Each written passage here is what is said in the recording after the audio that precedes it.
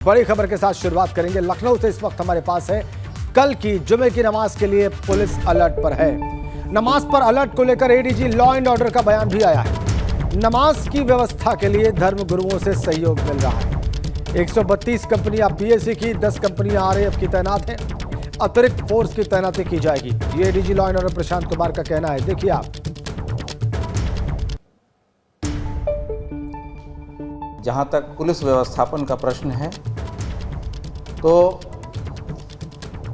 132 company PAC तथा 10 company CAPF और RAF का डिप्लॉयमेंट हुआ है। इसके अतिरिक्त कुछ और भी सुपरवाइजरी ऑफिसर जिले में भेजे जा रहे हैं, जो कि संवेदनशील जगहों पर स्वयं वहां रह के चीज़ों को सुपरवाइज करेंगे। व्यवस्थाएं ऐसी की गई हैं कि इस बार किसी तरह का कोई डिस्टर्बेंस ना हो तथा इस संबंध में सभी धर्मगुरुओं के द्वारा अपील भी जारी की गई है। एडीजी लॉ एंड ऑर्डर का बयान आपने देखा और सुना। इधर कानपुर पुलिस ने जुमे की नमाज से पहले अपने इंतजामों को अंतिम स्वरूप दे दिया है। इस बार भी बीते शुक्रवार की तरह ही सुरक्षा के व्यापक इंतजाम किए गए।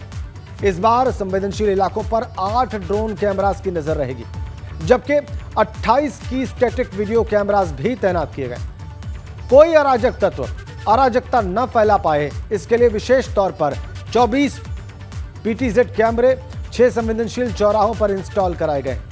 दादा मियां चौराहा, हलीम चौराहा, सद्भावना चौराहा समेत 6 संवेदनशील जगहों पर इन्हें लगाया गया है। जुमे की नमाज को लेकर इस बार भी कानपुर पुलिस ने अपने इंतजाम कर लिए हैं। ड्रोन से इस बार भी निगरानी की जाएगी और ड्रोन पूरे जो संवेदनशील क्षेत्र है वहां पर 8 ड्रोन से निगरानी रखी जाएगी। 8 किलोमीटर तक निगरानी करता है, उसमें सक्षम है एक ड्रोन। और यतीम खाने के आसपास हम मौजूद हैं, यतीम खाने के पास मौजूद हैं। यहाँ भी नमाज अदा की जाती है और यहाँ पर भी एक ड्रोन की ड्यूटी लगाई गई है। ड्रोन से निगरानी की जाएगी और ऐसे ही संवेदनशील क्षेत्र में 8 ड्रोन कानपुर पुलिस इस बार इंस्टॉल कर रही है। इसके साथ ही तमाम सीसीटीवी कैमरे हैं। 28 स्टैटिक वीडियो कैमरास भी लगाए गए हैं जो संवेदनशील एरियाज़ में निगरानी करेंगे और इस तरह से ड्रोन को ऑपरेट किया जाएगा। ड्रोन ऑपरेटर्स की ड्यूटी भी लगाई गई है और ड्रोन से निगरानी रखी जाएगी। कहीं किसी छत में इस बार कोई अराजक तत्व ने अराजकता फैलाने की कोई कोशिश तो नहीं कर रखी है। पूरे ही इंतज़ाम जैसे पिछले जुमे में रखे गए थे, जुमे की नमाज के दौरान रखे गए थे, शुक्रवार को रखे गए थे, वैसे ही इंतज़ाम इस बार भी कानपुर में रखे गए हैं। कानपुर के पुलिस अधिकारियों का साफ तौर पर कहना है किसी तरीके की कोई कोताही नहीं बरती जाएगी। शहर के माहौल को बिगाड़ने में कोई अगर व्यक्ति शामिल होता है तो उस पर सख्त से सख्त कार्रवाई की जाएगी। इस तरह से ड्रोन की निगरानी रहेगी और ड्रोन से जो निगरानी रखते हैं उनसे बात भी कर लेते हैं। अभिषेक जी आप इधर आइए। अभिषेक जी देखो, अभिषेक जी कितने ड्रोन आप लोग? 10 ड्रोन हैं, जिसमें अभी सर ने बोला हुआ है 8 ड्रोन के लिए बोला गया है। ये ड्रोन से क्या कहाँ निगरानी करेंगे? अलग अलग एरिया में है, जैसे रूपम, दादा मियाँ, सद्भावना, नई सड़क, इन सब पे ऊपर से निगरानी। तमाम ऐसे संवेदनशील एरिया हैं जहां पर निगरानी बेहद ज़रूरी हो जाती है और जुमे की नमाज को लेकर कानपुर पुलिस ने इस बार भी सख्त इंतजाम किए हुए हैं। कानपुर से कैमरामैन पंकज निगम के साथ रतीश त्रिवेदी, एबीपी गंगा। और आने वाले शुक्रवार के मद्देनजर आगरा की पुलिस पूरी तरह से अलर्ट पर नजर आ रही है। आगरा एसएसपी सुधीर कुमार पुलिस की खुद मीटिंग ले रहे हैं। हिंसा फैलने में सोशल मीडिया का बड़ा रोल रहता है, उस पर भी नजर रखी जा रही है। किसी भी तरह की कोई चूक ना हो, इस पर बात की आगरा एसएसपी सुधीर कुमार सिंह से एबीपी गंगा संवाददाता। कल होने वाली जुमे की नमाज को लेकर आगरा पुलिस पूरी तरह से अलर्ट है, विजिलेंट है। बात करने के लिए हमारे साथ एसएसपी आगरा सुधीर कुमार जी हैं। सर, जिस तरीके से पिछले हफ्ते भी, उससे पिछले हफ्ते भी हिंसा देखने को मिली यूपी के तमाम शहरों में, क्या क्या एहतियातन कदम उठाए जा रहे हैं? देखिए, जैसा कि लगातार जो धर्मगुरु हैं उनसे बात की जा रही है, जो सम्रांत व्यक्ति हैं उनसे बात की गई है और इवन जो पॉलिटिकल लोग हैं उनसे भी संवाद किया गया है और सबने पॉजिटिव रूप में अपना सहयोग दिया है और मुझे पूरी उम्मीद है आगे भी वो इसी तरह का सहयोग देंगे। पिछले दोनों हफ्तों में लोगों ने आगरा के सहयोग किया, सभी लोगों ने सहयोग किया और बहुत शांतिपूर्ण ढंग से निकला। मेरे द्वारा आज रात से सेक्टर स्कीम लागू की गई है और पिछले 3 दिनों से लगातार फुट पेट्रोलिंग ऐसे संवेदनशील इलाकों में चल रही है जहां पर जो जॉइंट एरिया, जो कॉमन एरिया है, उनमें फुट पेट्रोलिंग चल रही है। आज शाम को भी और कल सुबह भी फ्लैग मार्च कराया जाएगा और हमारा पूरा प्रयास है कि जनपद में शांतिपूर्ण ढंग से जुम्मे की नमाज हो। अभी हाल ही में देखा गया कि नैनाना जाट गांव में एक मैसेज वायरल हुआ, लोगों ने पत्थर इकट्ठा करना शुरू कर दिया। तो इन चीज़ों को लेकर क्या आपके पास रणनीति है, क्योंकि ये दोनों बार देखा गया कि पत्थर फेंके गए? देखिए, पुलिस और लोकल इंटेलिजेंस दोनों बहुत सतर्क हैं। हमारा बीट कांस्टेबल सतर्क है, थाना लेवल पूरी तरह सक्रिय है और इंटेलिजेंस यूनिट जो है पूरी तरह सक्रिय है। हमने सभी को एक्टिव कर रखा है और जैसा कि आपने देखा कि नैना जाट में जैसे ही वहाँ क्रिया शुरू हुई, उसकी प्रतिक्रिया हुई और 6 लोग जेल गए। मेरा सभी लोगों से अनुरोध है शांति बनाए रखें और शांति नहीं बनाए रखें उनके खिलाफ प्रिवेंटिव कार्रवाई की जाएगी और सख्त कार्रवाई की जाएगी। कुल मिला के एसएसपी आगरा पूरी तरह से लगातार अलर्ट हैं, उनकी पूरी पुलिस लगातार। आज शाम को भी फुट पेट्रोलिंग होगी, कल भी सुबह एक तरह से मार्च निकाला जाएगा, क्योंकि और इसके साथ ही खुफिया सूचनाओं पर भी विशेष जोर दिया जा रहा है, उनको गंभीरता से लिया जा रहा है। तो कुल मिला के किसी भी तरह से कोई भी चूक ना हो, इसके लिए आगरा पुलिस पूरी तरह से अलर्ट नजर आ रही है। आगरा से नितिन उपाध्याय, एबीपी गंगा। और आइए बात करते हैं बजरंग दल के प्रदर्शन की, जो पूरे प्रदेश में दिखाई दिया। जुमे की नमाज से ठीक पहले बजरंग दल के कार्यकर्ता प्रदर्शन कर जय श्री राम के नारे लगाते दिख रहे हैं। हिंसा को रोकने के लिए प्रदर्शन बताया जा रहा है। हम आपको 5 तस्वीरें दिखा रहे हैं, लखनऊ, गाजियाबाद, कानपुर, जालौन और आगरा की, जहां पर बजरंग दल के कार्यकर्ता आप उनको देख सकते हैं। लखनऊ में जय श्री राम के नारे लगा रहे हैं, कानपुर में बाकायदा बैठकर हनुमान चालीसा का पाठ किया जा रहा है, गाजियाबाद में तो डीएम कार्यालय में हनुमान चालीसा का पाठ करते दिख रहे हैं बजरंग दल के कार्यकर्ता। जालौन में कलेक्ट्रेट परिसर में बैठकर विश्व हिंदू परिषद और बजरंग दल के कार्यकर्ताओं ने हनुमान चालीसा का पाठ किया। अनोखा प्रदर्शन बजरंग दल कार्यकर्ता।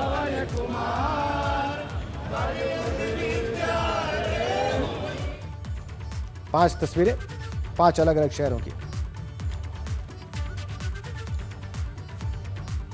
इधर उत्तर प्रदेश में बुलडोजर एक्शन पर आज सुप्रीम कोर्ट में सुनवाई हुई।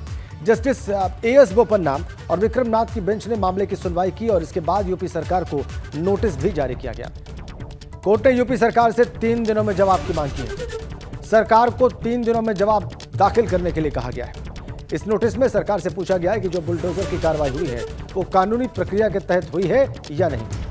सुनवाई के दौरान सुप्रीम कोर्ट ने यूपी सरकार से स्पष्ट रूप से कहा कि कोई भी तोड़फोड़ की कार्रवाई कानून की प्रक्रिया के अनुसार हो। हालांकि बुलडोजर कार्रवाई पर कोर्ट ने कोई रोक नहीं लगाई। कोर्ट ने रिपोर्ट्स का हवाला देते हुए कहा कि ऐसी भी रिपोर्ट्स हैं कि ये बदले की कार्रवाई है, ये सही भी हो सकती है और गलत भी। अब अगली सुनवाई 21 जून को होगी। वहीं बुलडोजर कार्रवाई पर सुप्रीम कोर्ट के आदेश पर यूपी कांग्रेस के पूर्व अध्यक्ष अजय कुमार लल्लू ने कहा कि यूपी की सरकार संविधान को नहीं मानती। उन्होंने यूपी सरकार पर कई और आरोप भी लगाए। अजय लल्लू अपने बयान से उन्होंने आक्रमण बोला, सरकार को घेरा। देखिए क्या कहते हैं अजय लल्लू।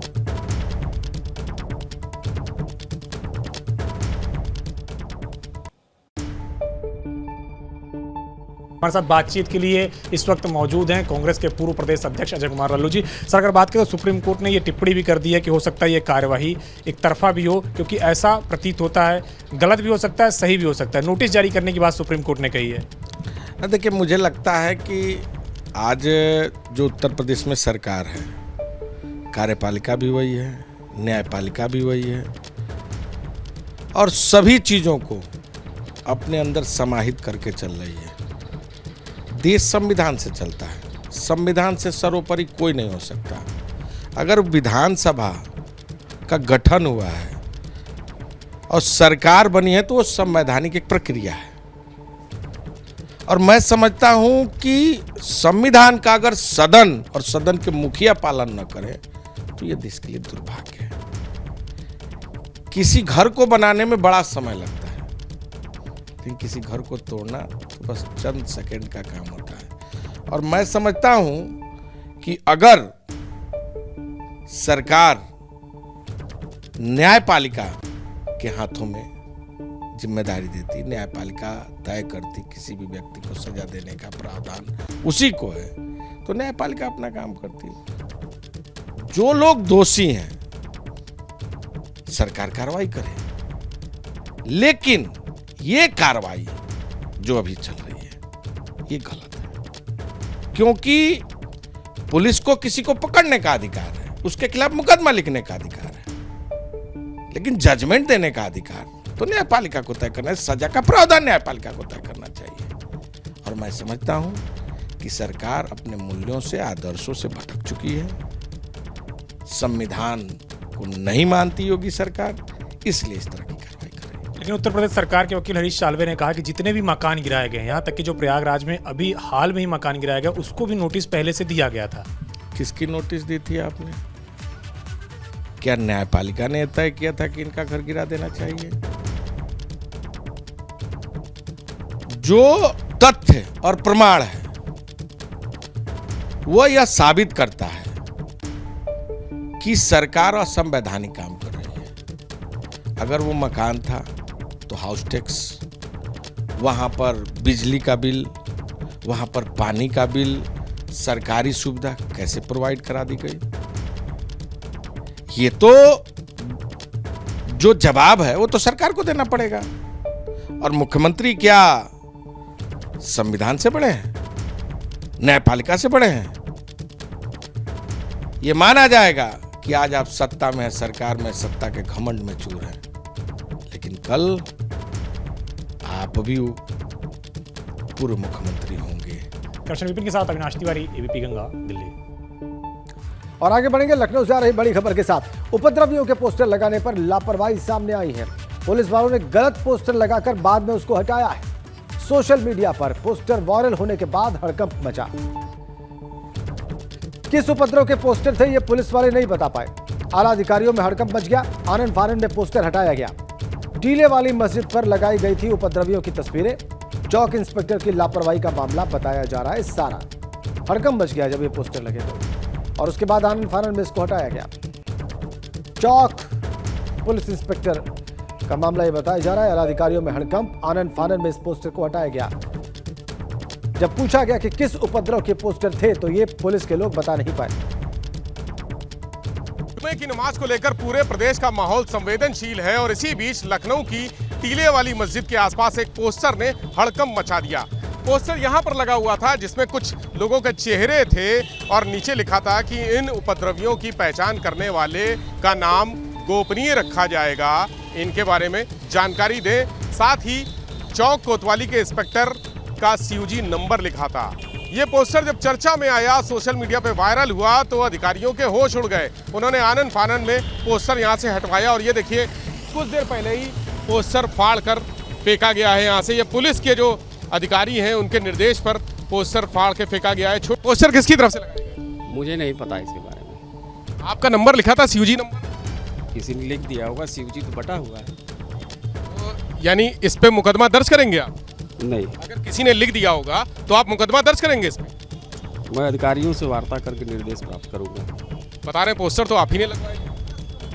मैंने अपनी पहचान के लिए बनवाया। नहीं, कौन से उपद्रव के पोस्टर हैं ये? कौन सा उपद्रव हुआ था? कोई उपद्रव नहीं हुआ था। तो देखिए इंस्पेक्टर चौक है, इनका नाम है प्रशांत कुमार मिश्रा।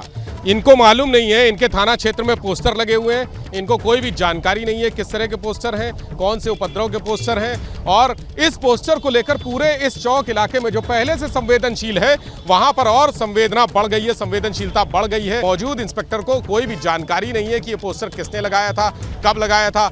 मैंने उनसे पूछा मुकदमा दर्ज करेंगे क्या जिसने पोस्टर लगाया, तो उस पर भी उन्होंने कोई स्पष्ट जवाब नहीं दिया। यानी ये पोस्टर तनाव पैदा कर रहे हैं इलाके में और कल को लेकर संवेदनशीलता और भी बढ़ गई है। कैमरा से राजू के साथ विवेक त्रिपाठी, एबीपी गंगा। चलिए खबरों में आगे बढ़ते हैं। यूपी और उत्तराखंड समेत देश भर में भारत सरकार की अग्निपथ योजना को लेकर विरोध शुरू हो गया है। भारतीय सेना में भर्ती के नए प्लान के खिलाफ युवा सड़कों पर उतर आए हैं और इस फैसले को वापस लेने की मांग हो रही है। सेना में 4 साल के लिए भर्ती को लेकर युवा सवाल खड़े कर रहे हैं। तस्वीरें देख लीजिए आप। आगरा, बरेली, गोरखपुर, बिजनौर, हाथरस, मेरठ, बुलंदशहर और चंदौली की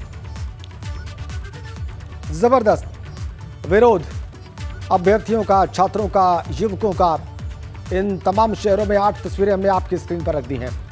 अग्निपथ योजना का ये विरोध कर रहे हैं और इसको वापस लेने की मांग कर रहे हैं।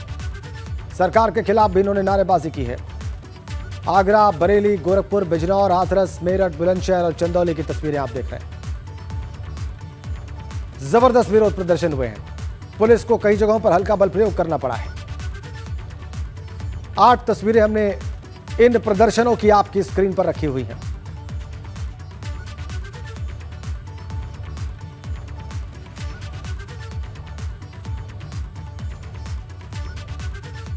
वहीं अग्निपथ योजना को लेकर सियासत भी तेज हो गई है। युवाओं के प्रदर्शन को लेकर विरोधी दल उसे जायज ठहरा रहे हैं और इस बीच कांग्रेस महासचिव प्रियंका गांधी ने भी ट्वीट किया है और सरकार पर सवाल उठाए हैं। प्रियंका ने लिखा है कि सेना भर्ती की तैयारी करने वाले युवाओं की आंखों में देश सेवा, मां बाप की सेवा, घर परिवार और भविष्य के तमाम सपने होते हैं। नई सेना भर्ती योजना उन्हें क्या देगी? 4 साल बाद न हाथ में नौकरी की गारंटी, न पेंशन की सुविधा, बराबर no rank no pension. Narendra Modi ji, युवाओं के सपनों को मत कुचलिए। ये ट्वीट है प्रियंका गांधी वाड्रा का और उसका कंटेंट हमने आपकी स्क्रीन पर रख दिया है। ट्वीट का कंटेंट हमने आपकी स्क्रीन पर रखा है। इस ट्वीट के जरिए अग्निपथ योजना पर घेराव किया है प्रियंका गांधी ने सरकार का और सीधे सवाल किया है प्रधानमंत्री से।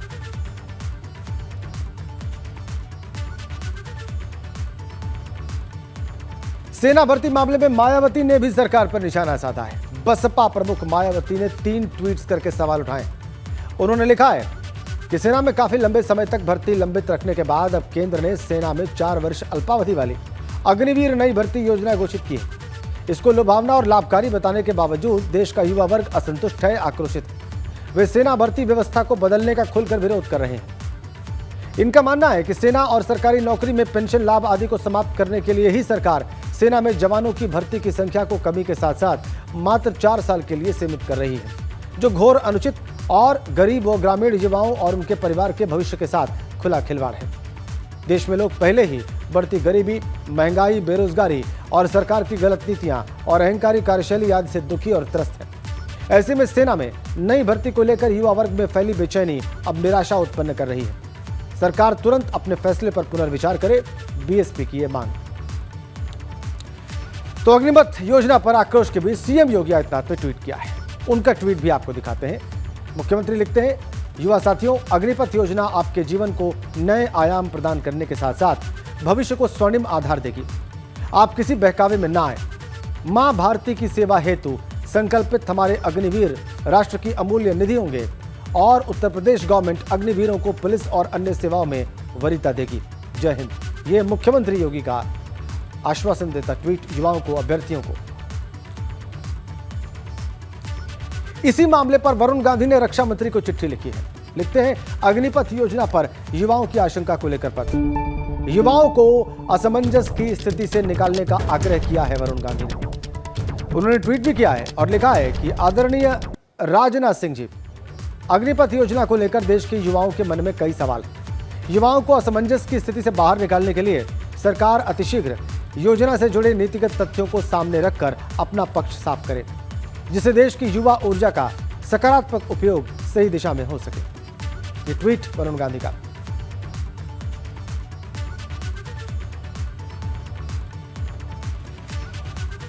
हालांकि अग्निपथ योजना को लेकर सरकार का दावा है कि ये ऐतिहासिक योजना है। केंद्रीय रक्षा राज्य मंत्री अजय भट्ट ने बताया कि इस योजना का लाभ युवाओं को मिलने वाला है। हमारे साथ बातचीत के लिए मौजूद हैं केंद्रीय रक्षा राज्य मंत्री अजय भट्ट। सेना ने चूंकि ऐलान किया है कि अग्निपथ योजना के तहत 4 सालों के लिए तमाम सारे युवाओं को भर्ती किया जाएगा। सर, ये जो योजना आ रही है इसका विपक्ष काफ़ी विरोध कर रहा है, कह रहा है कि कॉन्ट्रैक्ट बेसिस पे अब सेना में भी भर्तियाँ होगी। देखिए, विपक्ष का काम, जब भी सरकार बेहतर काम करती है, मोदी जी कोई भी कदम उठाते हैं उसका विरोध करना है। 370 जब आर्टिकल हटाया गया और 35 से हटाई गई तो आपने कहा था खून बहेगा उससे पहले, लेकिन जब हटाया तो आज वहाँ दूसरे देश का झंडा नहीं बल्कि भारत का झंडा फहरा रहा है और प्रजातंत्र फल फूल रहा है, विकास की नदियाँ बह गई हैं। बेहतर से बेहतर और उसमें सर्वोत्तम करने की कोशिश मोदी जी करते हैं, हमारी सरकार ने हमेशा किया है। 8 सालों का इतिहास है, उठा के देख लीजिए, जिससे देश की बेहतरी हो, जवान सुसज्जित और एक अच्छा नागरिक समाज को मिले और हर चीज़ की जानकारी उसको पहले ही हो जाए। ऐसे जो योजनाएं आ रही है उसका विरोध आप पहले से ही कर दे रहे हैं और जो बच्चे आना चाह रहे हैं उनको भड़का रहे हैं। कुछ जगह तो अपनी अपनी जो युवा विंग है उसको लगा के विरोध करवा रहे हैं। जब कम से कम बचकानी हरकत नहीं होनी चाहिए।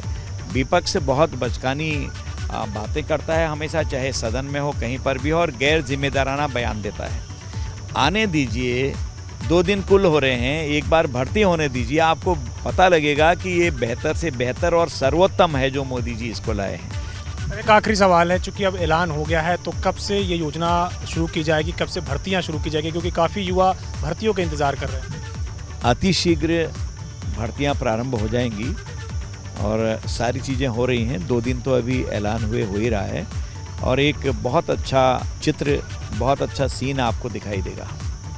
शुक्रिया हमसे बातचीत करने के लिए केंद्रीय रक्षा राज्य मंत्री अजय भट्ट, जिनका कहना है कि जल्द ही अग्निपथ योजना के तहत तमाम सारे युवाओं को समायोजित किया जाएगा, उनकी भर्तियां शुरू की जाएंगी। विपक्ष इस योजना का सिर्फ इसलिए विरोध करेगा क्योंकि उसका काम ही विरोध करना है। के साथ अविनाश तिवारी, एबीपी गंगा, दिल्ली। चलिए आगे बढ़ते हैं। बिहार में शराबबंदी है, लेकिन शराब का इंतजाम बाहरी राज्यों से किया जा रहा है। ऐसी शराब की एक खेप यूपी के बस्ती पुलिस के हाथ लगी। बिहार में शराब पहुंचने का इंतजार हो रहा था और इधर योगी की पुलिस ने मुखबिर से सूचना मिलने के बाद डीसीएम ट्रक में छिपाकर ले जाई जा रही हरियाणवी ब्रांड की शराब का बहुत बड़ा जखीरा बरामद कर लिया। एक के बाद एक देखते ही देखते हरियाणवी शराब के लगभग 11,297 बोतलें बरामद की गई। पुलिस ने ट्रक ड्राइवर और उसके मालिक के खिलाफ मुकदमा दर्ज कर लिया है। देखिए आप तस्वीरें। थाना पुरानी बस्ती की टीम द्वारा चेकिंग की जा रही थी। इसी बीच एक वाहन यूपी 21 CN 1988 बड़ी तेज़ गति से जा रहा था। संदेह होने पर उसको रोकने का प्रयास किया गया, वाहन रुका नहीं, जिसको आगे घेर करके रोका गया। जब उस वाहन की तलाशी ली गई तो उसमें से बड़ी मात्रा में शराब की बॉटल्स मिली हैं। लगभग 11,256 बॉटल शराब की बरामद हुई हैं।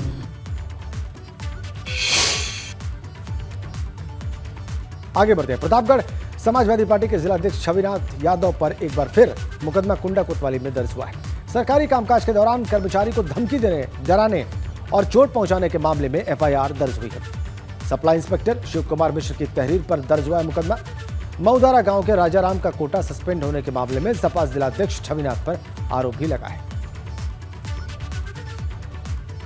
ये कुंडा क्षेत्र में जो जिलाध्यक्ष हैं उनके गांव का कोटा निरस्त हुआ था जांच के बाद। उसमें सप्लाई इंस्पेक्टर के साथ उन्होंने कुछ बातें की, जो अपशब्दों का प्रयोग किया। ऐसी सूचना सप्लाई इंस्पेक्टर द्वारा लिखित रूप से थाना कुंडा पर दी गई, जिसमें उन्होंने अपने प्रार्थना पत्र में अंकित किया कि समाजवादी पार्टी के जिलाध्यक्ष द्वारा उनके साथ गाली गलौज और धमकी आदि दी गई है। तो जो प्रार्थना पत्र उन्होंने दिया है उस पर FIR दर्ज कर ली गई है और विवेचना की जा रही है।